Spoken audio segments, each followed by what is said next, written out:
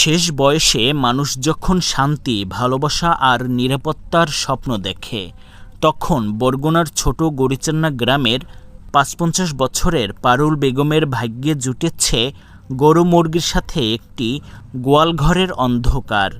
স্যাঁতস্যাঁতে মাটি, গরুর গোবরের গন্ধ আর মুরগির ডানার শব্দ, এটাই তার প্রতিদিনের সঙ্গী।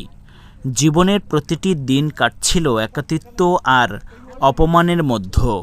আপন ভাই বাধ্যবাধকতায় তিনি দীর্ঘদিন ধরে এখানে বসবাস করছিলেন। মানুষের মতো জীবন নয়, বরং অবহেলিত প্রাণীর মতো বেঁচে ছিলেন তিনি।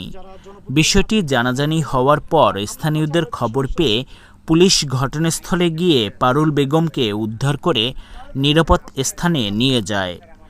স্থানীয়রা বলেন, আমরা বহুবার দেখেছি পারুল বেগম ওই গোয়ালঘরের মেঝেতে শুয়ে আছে।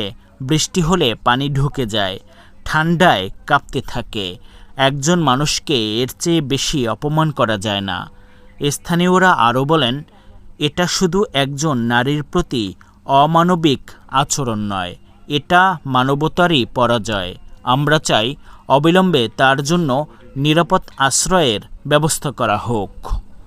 ইউপি সদস্য বলেন, এটা একেবারেই অমানবিক ঘটনা। একজন বৃদ্ধা নারীকে গোয়ালঘরে রাখা মানবাধিকারের চরম লঙ্ঘন। আমরা চাই সুষ্ঠু তদন্ত হোক, দোষীদের কঠোর শাস্তি দেওয়া হোক এবং তার জন্য নিরাপদ আশ্রয়ের ব্যবস্থা করা হোক। বরগুনা সদর থানার পুলিশের এই কর্মকর্তা বলেন, স্থানীয়দের মাধ্যমে খবর পেয়ে আমরা দ্রুত ঘটনাস্থলে যাই এবং ওই নারীকে উদ্ধার করি। অভিযোগের ভিত্তিতে আইনগত ব্যবস্থা নেওয়া হবে।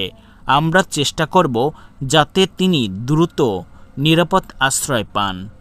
এখন এলাকাবাসীর একটাই দাবি, পারুল বেগম যেন জীবনের শেষ সময়ে অন্তত মর্যাদা, ভালোবাসা এবং নিরাপত্তা পান, কারণ মানবিকতার কাছে কোনো অমানবিকতার স্থান নেই।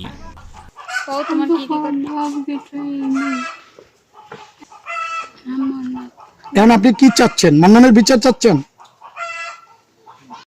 আমার অভিযুক্ত টাকা পয়সা সবকিছু এই বাইরে দেশে, বাইরে বড় দেশে, ভাই পুতিরে দেশে। এখন হেরা খাওয়ায় না, পড়ায় না, জিগায় না। বিদেশ থেকে ভাইর বউ মায়ের বাপের চাপ দেশে যে খাওয়াইবা না খা, ছোট কাকি ঘুমোর দই, তোমরা ভাত কয়টা খাওয়াবা, হ্যাঁ তোমরা খাওয়াইতে পারো না, কিসের জন্য খাওয়াইতে পারবা না। এই হলো এই পোয়াল্লা অভিযোগ। এই শূন্য এরা সহি ভাঙ্গে চুরি হালাই দিয়েছে। হালাইয়ে দেওয়ার পর আমি আবার এই টানিয়ে হয়তো গেছি, সৈদারের ফোন দিয়েছি, মেম্বারের দ্বারা গেছি, হেরা কয় কেউ কয় না। আমি সৈদার কয় আপনারা